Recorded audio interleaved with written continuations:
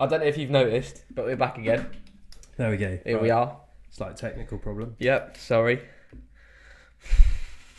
We are back again. And yeah, we've not been able to record for a little while, but here we are. We're going to run through a few today, starting with this one. Cheat days. Cheat days. Love them.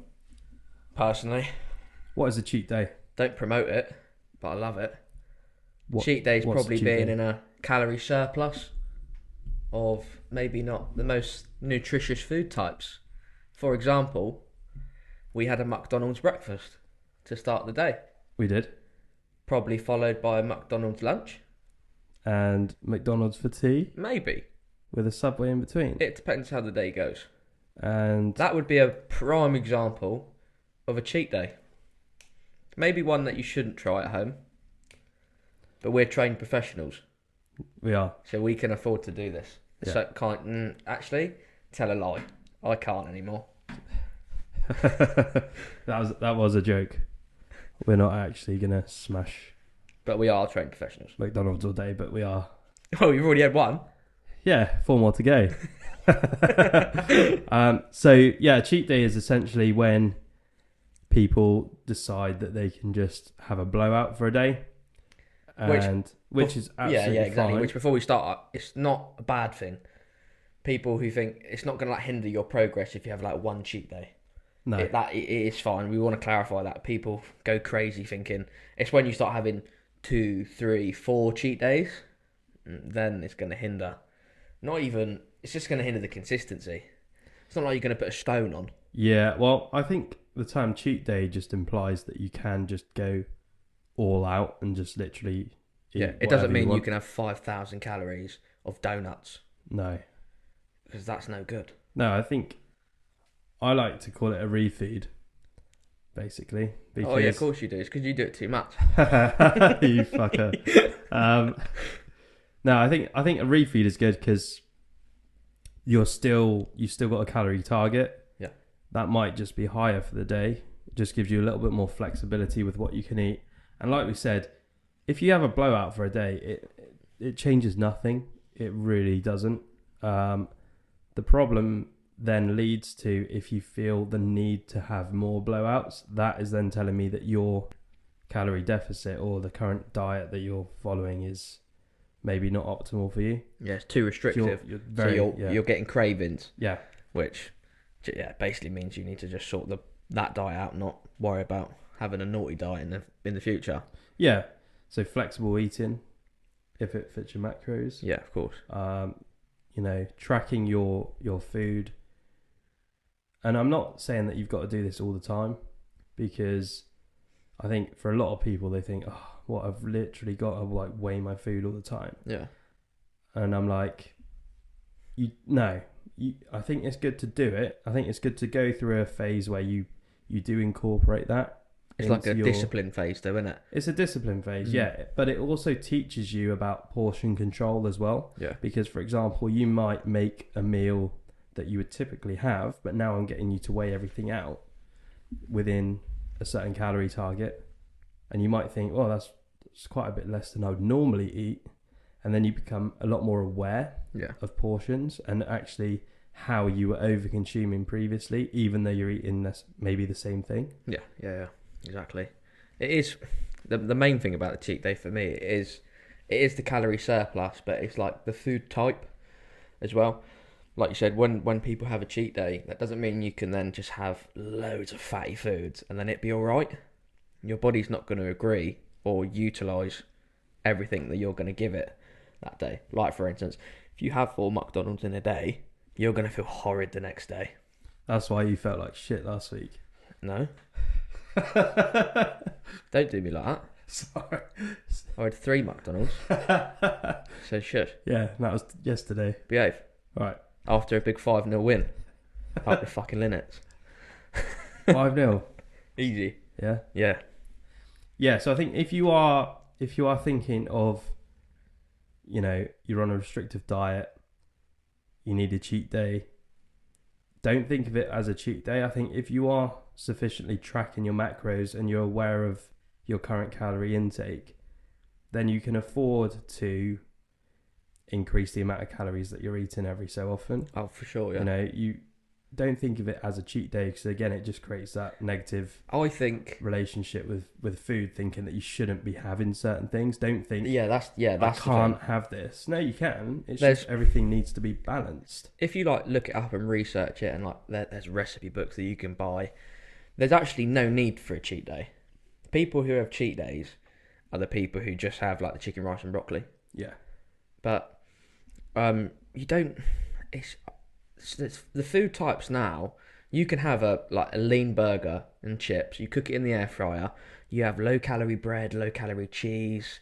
You get low calorie sauces. You can have a homemade McDonald's for half the calories, Yeah. double the protein, and half less of the fat, Yeah. and it will feel like a cheat day. There's ice creams out there where it's like 400 calories a tub. Mm. That's a scoop for a normal ice cream. Yeah. So like if you balance that diet out, cheat day isn't necessary.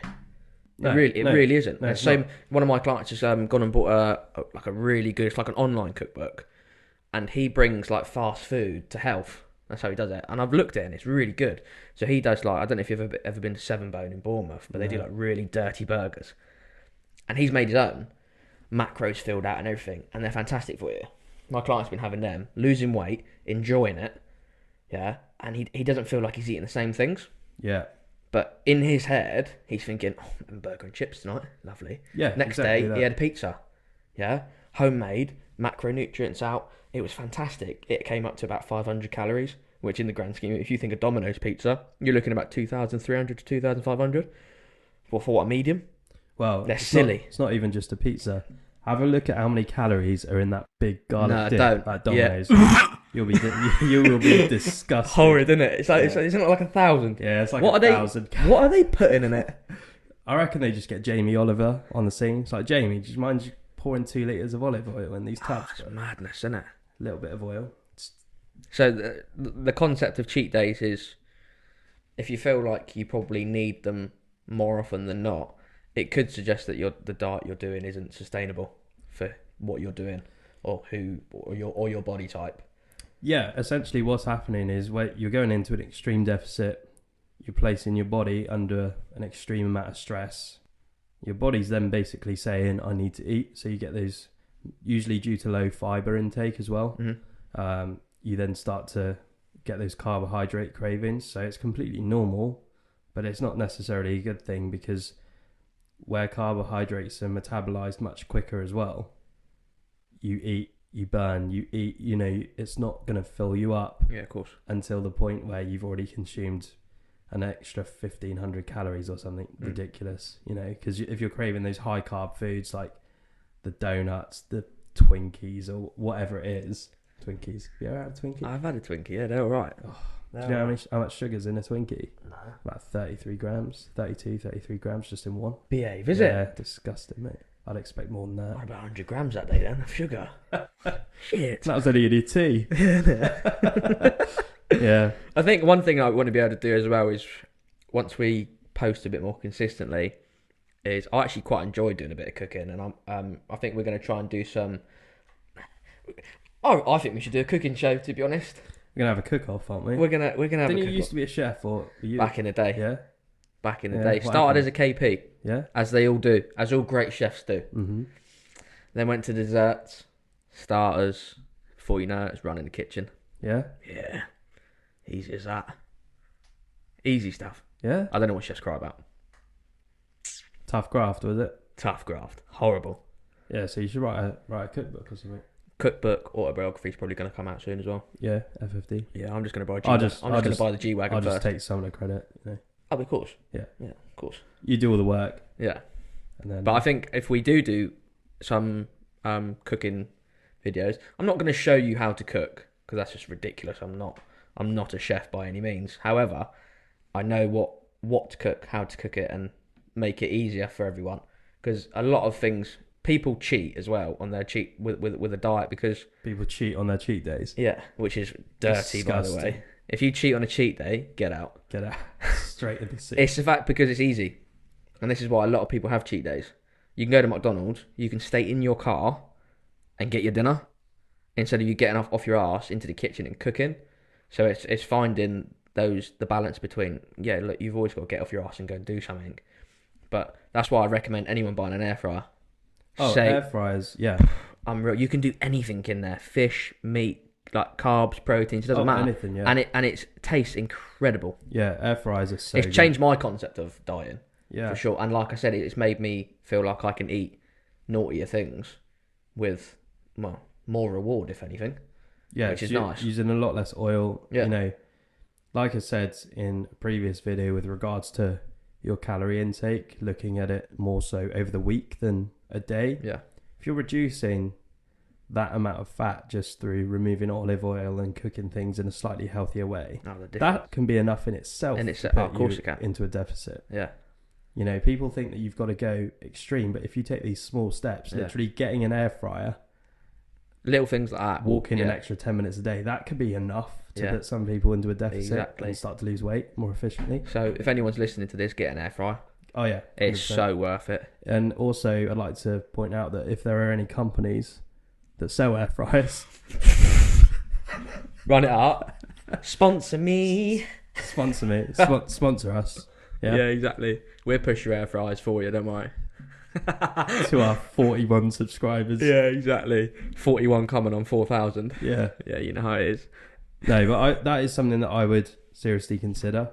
I would also consider, actually, I mean, I'm assuming that most people probably do prep their food if they're somebody that associates a day with being a cheat day.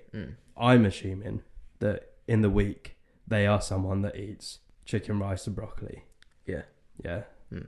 But the other thing as well, which to point out, is if you are having a cheat day and you're not actually tracking your calories, that cheat day in itself could then put you into a surplus.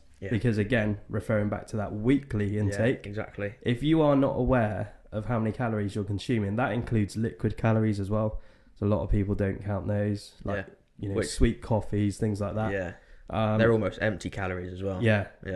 So if you're not actually tracking what you're eating on this so-called cheat day, and you're being really well behaved earlier in the week, you could end up pushing yourself over into 1, 2, even 300 calorie surplus by the end of the week just from that one day. Yeah. And not even know it. That's 6 days of hard work. And then you'll be one of those people that says, oh, I've tried dieting, it's not working, I didn't lose the weight. Well, that's because you weren't self-aware of what you were consuming. So the first thing I would say to someone before you even think of having a day such as this where you just have a blowout is actually think about tracking what you're currently eating, because that's what I get a lot of my clients to do.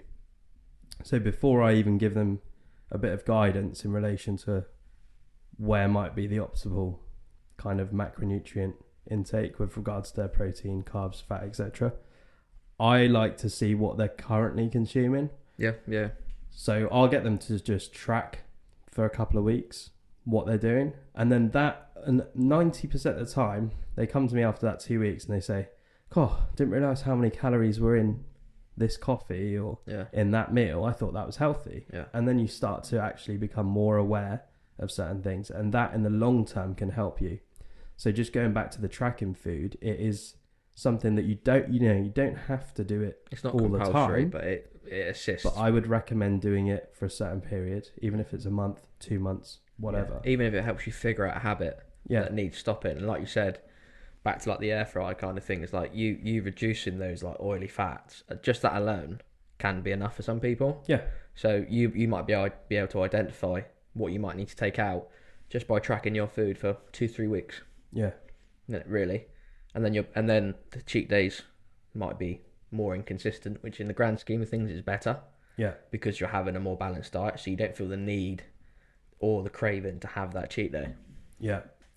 Yeah, and there are a couple of ways of doing it, because like I'm saying, there is nothing wrong with having a blowout once in a blue moon. It's completely fine. Crack on. Yeah. But you've got to enjoy it. That's the thing. Enjoy yourself still. Yeah. Yeah, please do, because it's not right just eating chicken, rice, broccoli all day long. No, and you just can't. But if you are having a day where you're going to be having a blowout, I think it's important to understand that is okay.